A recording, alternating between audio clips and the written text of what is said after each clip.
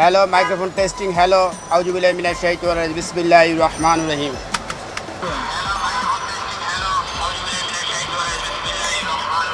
আয়ুব বাচ্চু, বিপ্লব, প্রতীক নবী, সুরেতি গান নাম করা আপনার স্বপ্না, মমতাজের নয়নতারা, গ্রামগঞ্জে একসময় অনেক চলছে। এই যে বাইক খুঁজছিল, বেস্ট অফ জেমস, অনেকক্ষণ যাবত পাই না।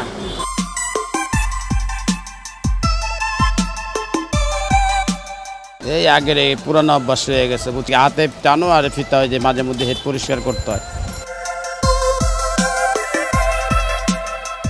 একটা সময় গান শোনার অন্যতম প্রধান মাধ্যম ছিল ক্যাসেট প্লেয়ার ও রেডিও।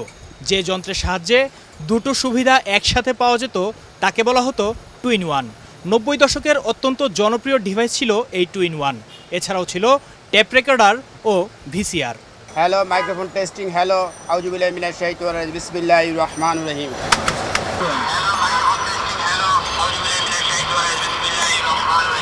একটা সময় গান ছিল আপনার মনের একটা খোরাক।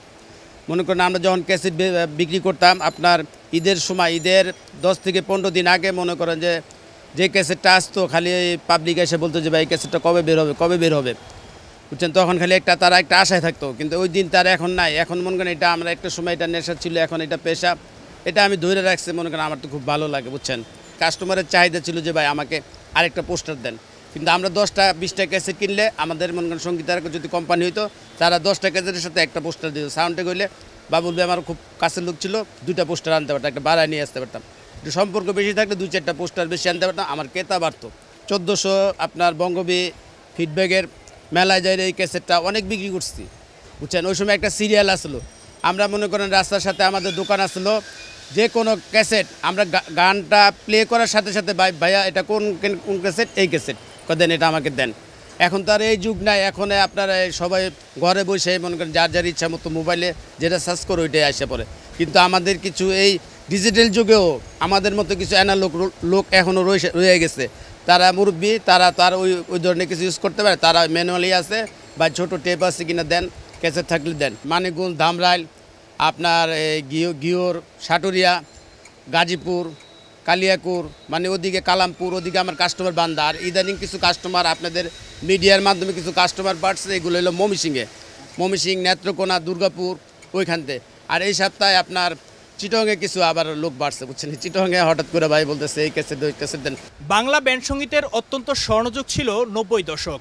আয়ুব বাচ্চু, জেমস, হাসান, পার্থ, মাইলস এই নামগুলো ছিল 90 দশকের তরুণদের কাছে অতি পরিচিত, অতি পছন্দের। লাখো বাঙালির হৃদয়ে এখনও জায়গা নিয়ে আছে এই নামগুলো। যখনই কোনো ব্যান্ডের নতুন কোনো অ্যালবাম মুক্তি পেত তখনই এই ক্যাসেটের দোকানে ভিড় জমাতো শ্রোতারা। তো এক সপ্তাহ আগে মনে করেন একটা চাহিদা থাকতো, ভাই আমাকে হাসিবের ক্যাসেট আসলে দিবেন, জেমস ভাইয়ের ক্যাসেট আসলে দিবেন। মনে করেন জেমসের একটা ক্যাসেট আসলো, জেল থেকে বলছি আমি, এই ক্যাসেট অনেক চলছে। জেমসের আগে বলতে গেলে আবার আরেকটা ভাই আছে আমাদের খুব কাছের শিল্পী, এবং কি উনি ভালো একজন লোক ছিল, শেখ ইশতিয়াক।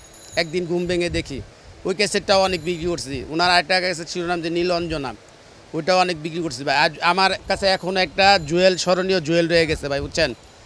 জুয়েলের একটা ক্যাসেট, এই যে স্মরণীয় জুয়েল ক্যাসেটটা, এটা আপনার সেই আমি মনে করেন যে মার্কেটে আসার পরতে জুয়েলের নাম শুনি। আর একটা হিন্দি শিল্পী আছে জাফর ইকবাল, কিন্তু তাকে আমি চোখে দেখি নাই, তাকে যেমন আমি এখনও শুই না ভক্ত। তো এখন এরকম সারা বাংলাদেশে মনে করেন ক্যাসেটের ভক্ত শেষ নেই ভাই। হাতে টানো আর ফিতা হয় যে মাঝে মধ্যে হেড পরিষ্কার করতে হয়। আমেরিকাতে এক ভাই আপনার 3 পিস সিডি নিব, উনি বাংলাদেশে আসবে ঈদের ছুটিতে, বললো যে আপনি এই 3টা ক্যাসেট রেখে দেবেন। উনি কাওয়ালি শুনে বুঝছেন, কাওয়ালি। আরেকটা ভাই আছে আপনার, উনি মনির খানের যত ক্যাসেট আছে সব কিছুক্ষণ আগে আমার দুবাইতে আছে, উনি ওইখানে চাকরি করে, আপনার ছুটিতে আসবে এই সপ্তাহ বৃহস্পতিবার দিন। বললো যে ভাই আপনি একটু 9টার মধ্যে দোকান থাকেন, আমি এই মনির খানের কটা ক্যাসেট নিয়ে যাবো। এত ক্যাসেট আমি বিক্রি করি, আপনার একটা ক্যাসেট বিক্রি করি 100 টাকা। ওনারা বললাম ভাই যে আপনি 10 টাকা কম দেন। আর আমি যদি এই ক্যাসেটটা বিক্রি করে দেই, এটা নতুন করে কোনো আপনার এখন রেকর্ড হয় না, একটা বিক্রি করবে, একটাই মনে করেন আমার দোকানতে শেষ হয়ে যাবে। আমি এটা ধরে রাখতে যে আমার তো মনে করেন যে তেমন কিছু আমি করতে পারি না। আমি ক্যাসেটটা বিক্রি করে দেখে কম লাভের ব্যবসা আমি ধরে বুঝছেন নি। আমি হয়তো অন্য কোনো ভালো ব্যবসায় গেলে ভালো কিছু করতাম। তো আমি একটা সময় মনে করেন যে আমি এই ক্যাসেটটা যখন শুরু করছি তখন মনে করেন একটা মোটামুটি ভালো একটা পুঁজি নিয়ে ব্যবসাটা শুরু করছিলাম।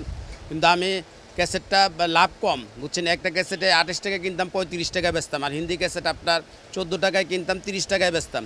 তো আপনার ক্যাসেটে 14-15 টাকা লাভ, আর ওই ক্যাসেটে ব্যান্ডের গানে 60 টাকা লাভ করতাম। তখন এমন কোনো 100-150 পিস ক্যাসেট বিক্রি করতাম, তেমন একটা মনে করেন লাভ হইতো না, মানে লাভ দেখা যাইতো না। এখন দেখি মানুষে যে 2-4-5 লাখ টাকা খাটাইলে মাস গেলে 40-50 হাজার, 1 লাখ 2 লাখ টাকা কামায়। কিন্তু আমার কাছে কামাই এখনও সীমিত। মনে করেন যে আমি 2 মাসে গরুর মাংস চোখে দেখছি কিনা আমি নিজেই জানি না ভাই। জীবন রবীন্দ্রসঙ্গীতের এই ক্যাসেটটা আপনার, হেমন্তের এই ক্যাসেটটা আপনার 1980 সাল, 80-85 সালের ক্যাসেটটা হবে। আপনার রেকর্ডিং ধরেন 90-তে এই ক্যাসেটটা এইভাবে আসছে। এটা মনে করেন আমরা অনেক সময় এটা ডিম্যাডিফায়ার দেওয়া ক্যাসেটটা মনে করেন করে রাখি, তাহলে ফিতাগুলো আপনার মচমচা থাকে, বুঝছেন নি। ফিতাগুলো সবসময় গরম রাখতে হবে, গরম রাখলে ক্যাসেটগুলো ভালো বাজবে। এটা গোমরটা বইলা দিলাম, কিন্তু অনেকে জিনিসটা যায় না গেল। যাই হোক, আপনার ক্যাসেটটা সবসময় টনটনা থাকবে। আর যদি ক্যাসেট আপনি এসির ভিতরে রাখেন, তাহলে ক্যাসেটটা একটু ড্যাম থাকবে, গান ভালো বাজবে না। ক্যাসেট কিনে গান শোনার রীতি এখন প্রায় বিলুপ্তির পথে। তবুও পুরনো দিনের কিছু মানুষ কিংবা শ্রোতা শখের বসে এগুলো সংগ্রহ করে রাখার জন্য কিংবা গান শোনার জন্য এখনও ছুটে আসেন এই ক্যাসেটের দোকানগুলোতে। Wasif Partha, the news, Dhaka.